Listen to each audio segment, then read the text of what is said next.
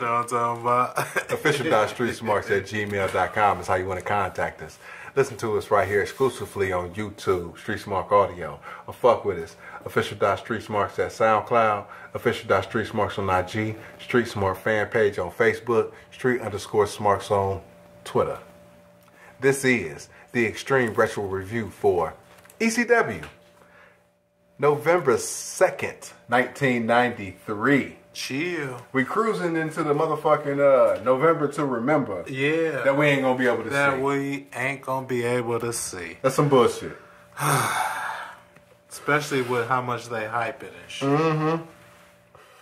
It's November to remember. It'll be a regret you won't forget. But it won't be televised. What are your overall thoughts of the show? As you would say, I'm stealing this phrase from you. Clip show, skip show.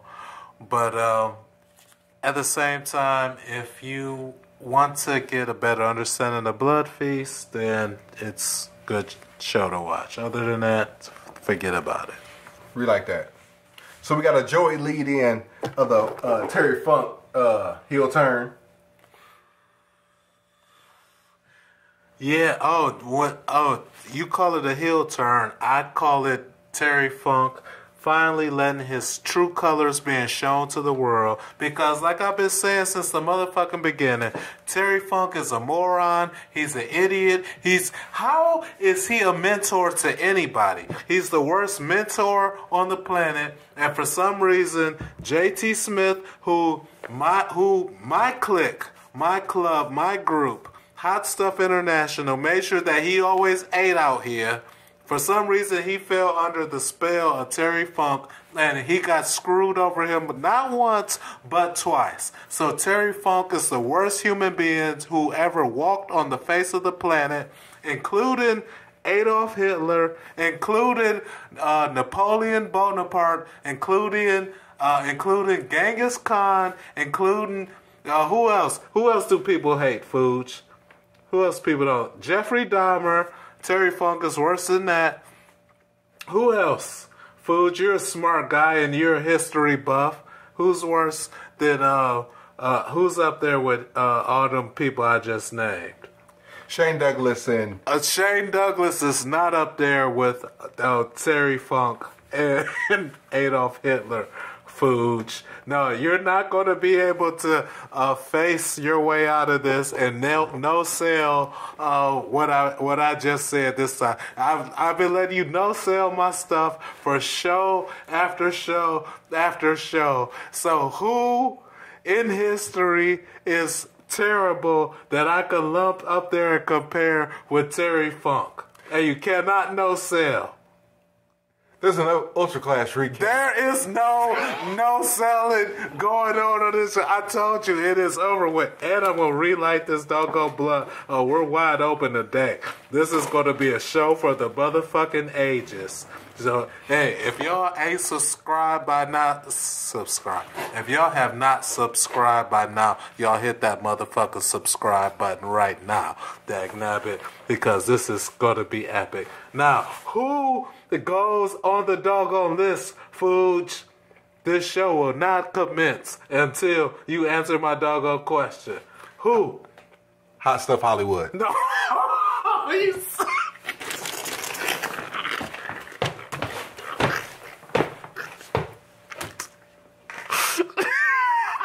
son of a...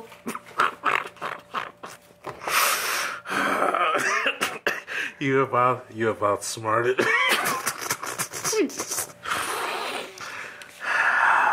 You may proceed. This is Shane Douglas, hardcore hack recap from Ultra Class. Long Sandman vignette beating up people. Oh, shit. They show the whole Sabu substitution angle and replay Shane versus Sabu. They do the title change and the crowd into Sabu. The crowd is into Sabu very early on. They just love Sabu. We got a Joey lead in to a Paulie promo. He gets cut off by Todd. Todd makes some wacky stipulation to the special tag match. If Sabu loses, Funk gets the belts. And Todd then shows Paul the mystery tag partner. Paul screams like a little bitch, and then and then cuts the feed on a tape show. Oh man, yeah. Oh man, talk about being overly dramatic. You know what? It's crazy because ECW is in a weird place right now because Hot Stuff International is, is kind of no more right now. Paul Lee is doing some old Kind of. wow. There are still remnants of Hot Stuff International, Mr. Kinda, but Paul Lee is, he's been at the, I don't feel like I can trust Paul Lee right now, so things are a little crazy right now. We got a Bad Breed squash replay from Austin. We got a Bad Breed squash replay from Blood Feast. Right. Snooker with a 10-second promo. ECW. What you gonna do about it? Who? And now you know where Zack Ryder got it from.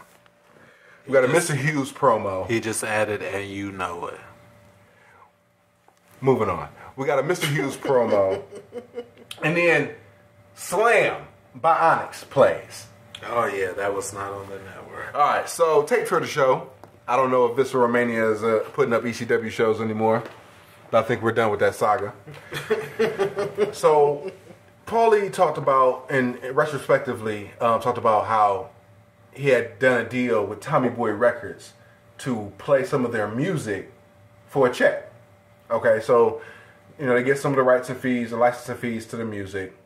They pay Tommy Boy Records, and then in turn, they get to play the music on the show. So, I don't know if this was a angle to try to get the black demographic, but putting Slam with Mr. Hughes, it didn't match. Yeah, I'm just trying to picture it as you explain it to me. Okay, because his finishing move is the sidewalk slam. Right. So I guess you can go, all right, slam, sidewalk slam, I guess. And if Mr. Hughes came out to the song, for his interesting music, it would probably work. But who gives a shit? It's Mr. fucking Hughes. Yeah.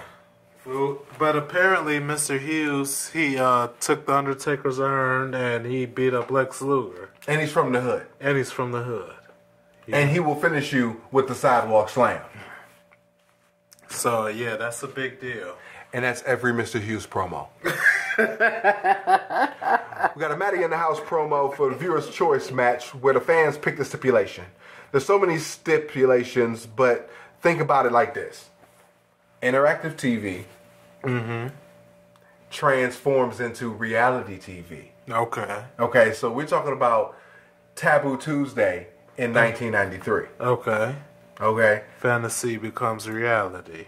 Just saying. It's adding another layer of engaging the fans with the action. Giving them a say. Right. I feel you. Joey explains the shoot fight rules between Kevin Sullivan and Tommy Cairo. the match everyone has wanted to see. We got another... Finally. We got another Kevin Sullivan spooky promo from the beach. Oh, man. Spliced in with matches that we never saw from Blood Feast. This guy he invented working while he's on vacation. Because he like, oh, shit, you need a promo? No problem. Yeah, just hit me up in front of the fucking Ramada Inn right here, and I'll cut a promo real quick. Splice some matches into it, say that nobody cares. Yeah, right, you know what I'm saying? Spooky! Alright, so now we got the final segment of the show. We got the Joey leading in between a terrible exchange between Medusa and Sensational Sherry. Oh, yeah. Alright, so Medusa is fucking god-awful, and she slips in a casting couch line in 1993. So they're at John Arezzi's wrestling convention, and they're trying to hype up Medusa versus Sherry at November to Remember. Right. Okay, so to hype up whoever fan interest may be for this match, they do like a little sit-down interview on this couch. So Medusa can't cut a promo to save her life. No. No, not at all. I mean, she's talking about how she worked hard and she's trained and she's trying to set the bar for women's wrestling. Oh, yeah. And she's trying to do the whole baby face appeal. And Sherry's not selling none of this shit. Oh, yeah, no. Sherry's not having none of it. She's like, are you done? Yeah. Can I get the mic? Well, let me know when you're done. Yeah. Then Sherry starts fucking talking about, like, she starts talking about, she mentions the AWA, and she's like, I was a champion at AWA, and you were like a little bimbo. And then when you got a blonde bimbo, right? And then when you got some credibility in the wrestling business, you went off to Japan because you couldn't cut it in the United States. Then she started talking about Greg Valentine. Yeah. She said, "Oh, I see you now you're fucking Greg Valentine. I fucked him. It was all right." No, not only that, but that was one thing she'll give her credit for, because he was all right. Ew. Well, apparently there's a reason why they call him the Hammer. Double E. Yeah. The whole exchange is an absolute drizzling shits. Sherry at least says something about November to remember before walking off. Then Medusa gets the mic back, and then she starts becoming a house of fucking fire because she got hot because she talked about her man. Oh yeah, triple E. So she's like, "Yeah, you better fuck Greg Valentine. He's with me now, and I'm gonna see you at November to remember, and I'm gonna beat you up, Sherry." Or some shit. Meanwhile, Greg Valentine's laid back on the couch. Because for those who didn't see it, yes, Greg Valentine was there. Right, he's just sitting there like a fucking G. You know what I'm saying? Fuck two bitches in the wrestling business. You know what I'm saying? It's popping. And they both right here. And I'm the Hammer. I even turned my shin guard around to fuck that bitch. You gotta do what you gotta do. I'm saying, you see motherfucker, right? So you see Greg Hammer. He see Hammer, he turned the shin guard around, right? He bend over Medusa, right? Doggy fucking this bitch, right? Oh, that's what I'm talking about. Doggy fucking this bitch. That's how you doggy. And then he put the finger forward. And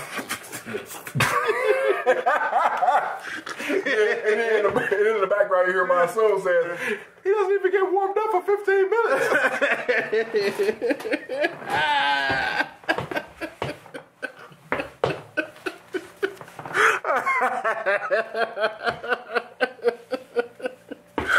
Oh, shit.